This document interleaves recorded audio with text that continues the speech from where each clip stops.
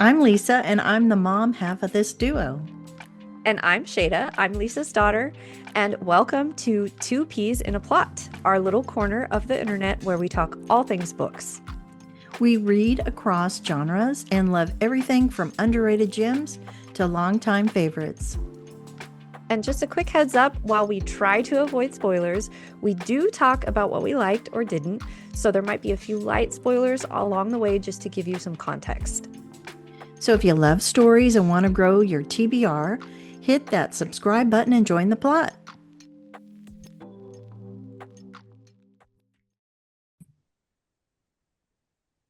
Hello, everyone, and welcome back. Today's book, if you saw the title, is something else. That's all I can say. I would say this book wouldn't be for everyone. There may be trigger warnings for people. I think it's more the stalking that got to me. I haven't never been stalked or stalked anyone or anything of that nature, but and of course there's murder. And just just a warning, just be careful. And again, if this isn't your cup of tea, that's fine too. But you might want to listen to the description. Maybe I'm making it more triggering than it is, but it is Julie Tudor is Not a Psychopath by Jennifer Holditch. And this is her first debut novel. The description on Goodreads is Julie Tudor is 49 and has it all. A fantastic job. Well-maintained spreadsheets are the linchpin of an efficient office. A beautiful house. Some may wonder how she got the money for it, but nothing has been proved. And the man of her dreams. Julie Tudor is not a stalker. Sean is 25 and the love of Julie's life. The only problem is he thinks he's in love with someone else. But Julie has found herself in a similar situation before, and if there's one thing Julie knows, it's how to get rid of the competition. But it does go back in time at times. It's I don't know if you call it a dual timeline. It goes back in time enough to explain how things happen and maybe what her first career was and how that didn't come to fruition. But uh, at first, it was hard to take in the book because it was so realistic. I mean, the author drew me in, like, she made me feel like that person is really, truly awful. But then I have to remember it's a dark, I don't know, comedy is the correct word, but it is a dark, supposedly funny book. But it didn't hit me that in my stride of reading until probably the middle of the book because she writes so well. It just felt so true. It felt like mm, one of those crime, like Dateline that you were listening to that was really happening. It felt really and truly real to me. Okay, so you had this great idea to do like a lightning round of questions based on workplace things. And since you're retired, I feel like you can answer these as truthfully as you like.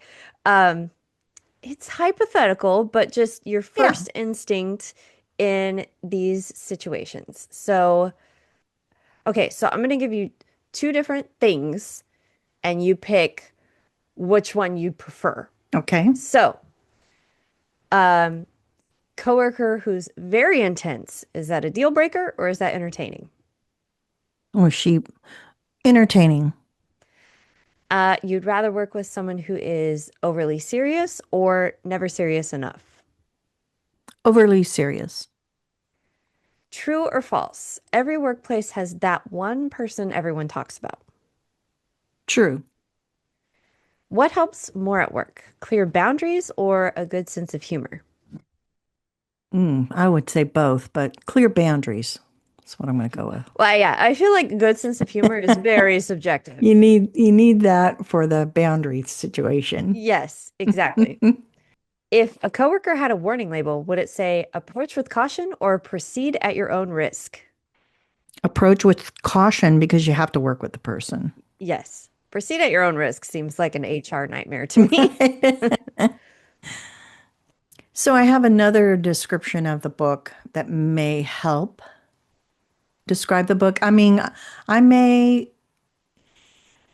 be putting more emphasis in an area that I got out as a reader, but you may not. Um, I just love the title. The title got me, grabbed me, and reeled me in. So I am really glad I read it. I just wish I was in a different mindset when I started it. But I would say here's another description.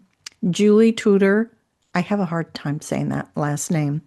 Julie Tudor is not a psychopath. It is a sharply funny, slightly unsettling, and highly readable novel that drops you into the mind of a woman who is absolutely convinced she's being misunderstood and possibly unfairly judged. Told with a dry, observational tone, the story leans into workplace awkwardness, social missteps, and the quiet tension of not quite fitting in, all while keeping you guessing about how reliable Julie really is. It's the kind of book that makes you laugh, then pause, then laugh again, a little nervously. Perfect for readers who enjoy dark humor, offbeat characters, and stories that feel just a little bit uncomfortably close to real life. I And maybe was, that's I could see you being extra, just the type of person and the type of reader you are, just being extra sensitive to that discomfort. yeah, oh, Maybe it's that's a a perfect way to yeah, explain it. it's like a hard place to sit and enjoy the book. Like so the author did, it sounds like she did an excellent job of putting you in that space, but you Yes. just didn't like being there that much. And I think that's a good thing. And I will talk about, and I don't mean it in a mean way. It almost had me so uncomfortable, I didn't want to continue reading it. But I'm not, usually if I pick up a book, it's usually one I want to read, unless I totally misunderstood what the book was about. But I knew I had to keep going because I had to know how this ended and how what happened, because I will say this. It's kind of like the book Atmosphere. The I think it's in the very first chapter or soon after. I can't remember. I apologize, but she's she's doing something to the young man that she likes. So she's brought him home at one point. And I actually forgot throughout the book she made me that she just took me into this whole story of Julie. And then it was towards the end, I'm like, oh wait, this can't end yet because she needs to do such and such. So anyway, oh, it was a good, quirky, dark, humorous book. And yes, Jada, you totally explained me as a reader. You know me very well, that it was uncomfortable, but really good. I At the end, I was like, I'm so glad I read this. It was very interesting to, yeah. It's just, It it's, I don't know how to explain it And I except think what I that's said. good that you had that, like, you're glad you read it. Because I read a book that was, and I'm sure we talked about it a while back. If not on the podcast, definitely person to person. It was for my workbook club. And I thought it was going to be a serial killer horror novel, and it Hmm. turned into be this kind of like psychological tragedy. Oh, Like, and I didn't want that. I was annoyed that I had read it because at a certain point you realize what's actually going on. And I think I put down the book and was like, "Oh, this is what we're doing." Like hmm. as soon as that big reveal kind of happened, I was like, no, I didn't want this. Yeah. So I think that's good that you were still okay. Like you were still the author still had you buying into her story. It was Yes. just an uncomfortable It story. was an uncomfortable story and I really wanted to know. But I had forgotten about the beginning part throughout the book. But anyway, I think if I had forgotten and stopped reading it, I would have picked it up again to finish it because I would have remembered that first part in the book and going, wait a minute, I have to pick this up and finish it to know how what Is it like, happens. is it a frame story where like it starts kind of way further in the story and then it wraps back around and goes back to the beginning? I thought you were talking about Yes. atmosphere at first, and I was like, Oh no, I was well, just then we saying, do. you know how atmosphere will get it gave you present time and what was Oh, happening yeah. and then it And then went it back. rewound and went way back. Okay, Yeah. so that is a frame story. That's it. Okay. It's framed by this one big event that you eventually come back to. But in atmosphere, I never forgot that. In Yeah. this book, I forgot. I mean, she took me everywhere. Oh, She, that's interesting too. I can't wait to see what she puts out next. It's really interesting. I just, I don't think enough attention is given to this, but you'd have to be a certain kind of reader to tolerate a certain darkness, I think, or uncomfortableness, or at least for me. It might not That's bother other interesting. people. No, I actually, this sounds like we were talking about it a little bit yesterday, and I hmm thought, this sounds actually pretty, depending on, I think really high concept novels like this are very, very dependent for me as a reader on the actual writing hmm and the type of humor, because like we were just talking about, like, oh, a good sense of humor, well, that could be a lot of things depending on who you are and how you're receiving that, the humor or the attempts at humor. So but the way you describe it, it sounds like I would enjoy it. I think you would enjoy it. It's different from the book I read. The humor was different because she was an older character. Julie is like, I think supposed to be 49, where the other book had the character as 79, and she was a retired serial killer. Julie is just a She little, seems unwell. Like the serial yes, killer one, she knew exactly, like she was, it seems like she was very business oriented. Like there yes. wasn't any confusion there. And this No, character, Julie, seems like she's living, she's as the young folks say, she is a delulu. It's like right? she's making up her own worlds in her head. Yeah. So And that I can she's see that being difficult. smart. She's smart and it's just a really interesting read. Yeah, I think you just have to be in the right frame of mind when you pick it up. Not quite mine. I was took me a while to, but sometimes that happens with books that I'm not quite familiar with or the Yeah. author. And I feel that that's too. okay. Yeah. Yeah. I think I've been trying to find something. I'm so weird about, and I've had this issue even when I was reading a ton, because I haven't been reading as much for the past several years, which is not ideal because I'm so happy when I read. But Yeah. I started Gardens of the Moon. I think that's what it's called. And it has all these glowing praises from authors that I really admire. And it's this epic fantasy that I don't know if it was, I'm sure the cover I have is a reissue. Um, anyway, I started it and I was like, well, I don't know that I'm into this right now. And it's not like I can tell, it's a little bit more classic 80s and 90s fantasy.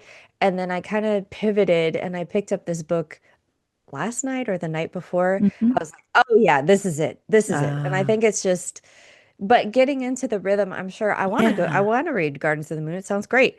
It's just feel like getting into the rhythm of a new author Yeah. and like you said, being in the right space, like frame of mind. I don't even know if it's that deep. It's just like the very traditional sprawling 90s prose that I don't even know.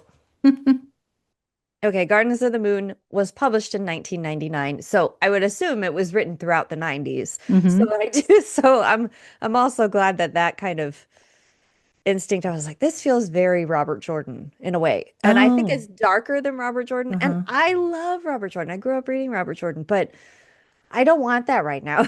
Yeah. So, but I also think again, like once you're hooked by the story, it may take a Mhm. little while, but then it's like, okay, I can get behind this. But that was a really long-winded way of saying I understand being in, getting familiar with a new author, or even if a familiar author that you love to read is writing something a little bit different, it takes a while to kind of acclimate. Yeah. Well, And if it's I don't know if you call this a genre. It's just a different feel. And I think I was expecting it to be more like that other book with the older character. But this one just seemed too realistic. It felt like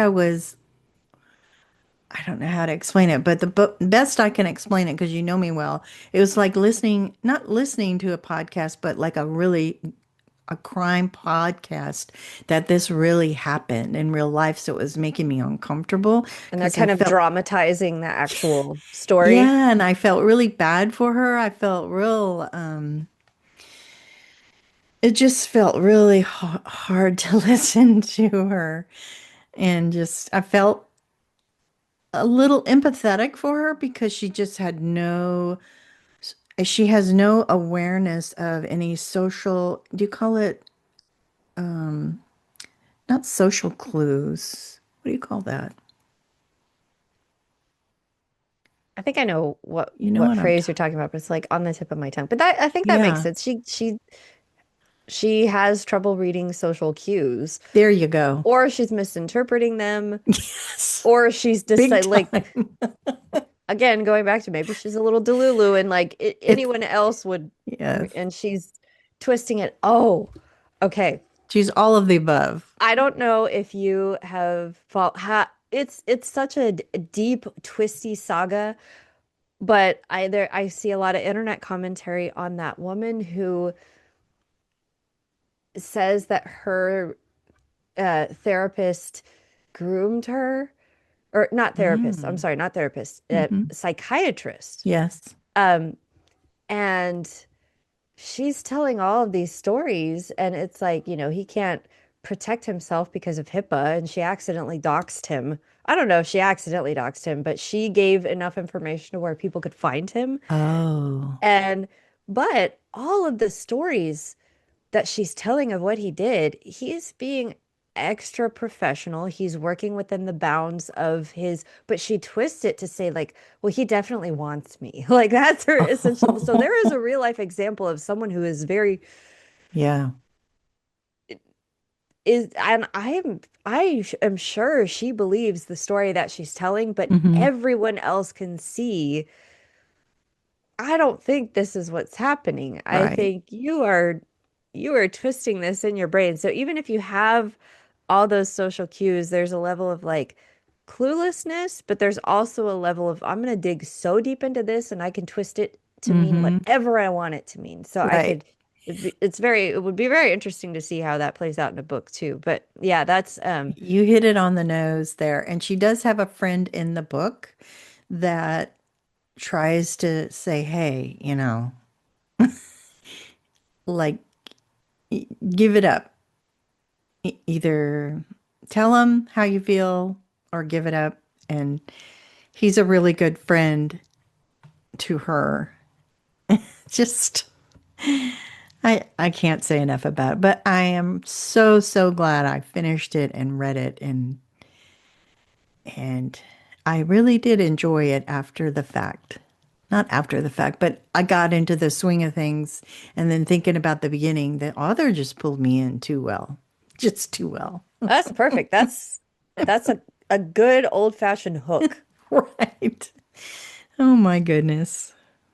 Well, you put together like we did earlier, some lightning rounds of Hmm. like workplace scenarios where you pick this or that. Right. And you had one more, and this is labeled extra silly workplace edition. So all hypothetical, but we're going to do this one too. Yes, because I don't work anymore.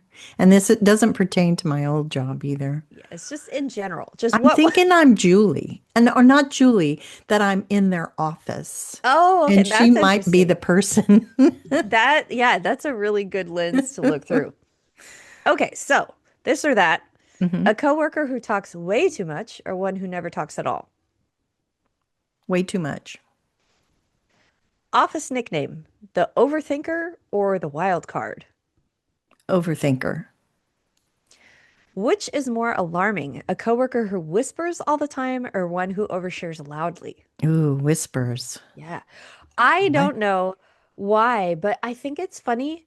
I don't think most people understand when you whisper. that is more distracting because the Yeah. S's, the like Yes. sap, sip, sap, just talk quietly and you won't attract And as much attention.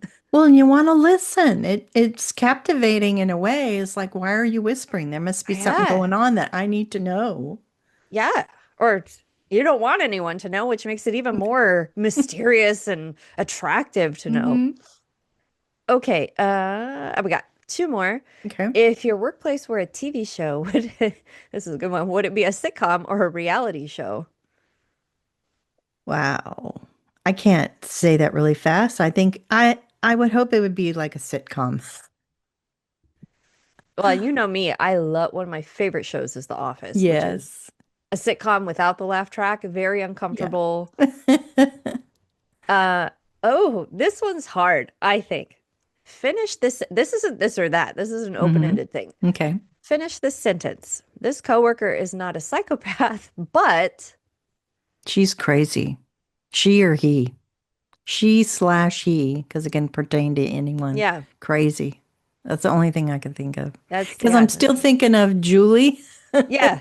in the book. Well, if you're getting close to equating psychopath to this person, Yes. yeah, I guess that would be Crazy. the only thing. Okay, well that's it. And thanks Oh, for I know you put these questions together, but I thought, oh, yeah. I'm gonna ask yeah. you, especially It's good to switch it up and yeah, make me answer the questions. But all in all, man, it's, it was a surprising and a good read. And I wasn't sure when I finished it how I wanted to introduce the book or talk about it. But yeah, I'm glad I got to sit on it a little bit after I read it. It was really good. It's worth the read. yeah. I think I'm gonna have to read this one too eventually. Well, as always, we appreciate you hanging out with us. Thanks for being here and talking books with us. And if you love stories and want to grow your TBR, hit that subscribe button and join the plot with us. And we'll see you in the next chapter. Bye, y'all. Bye.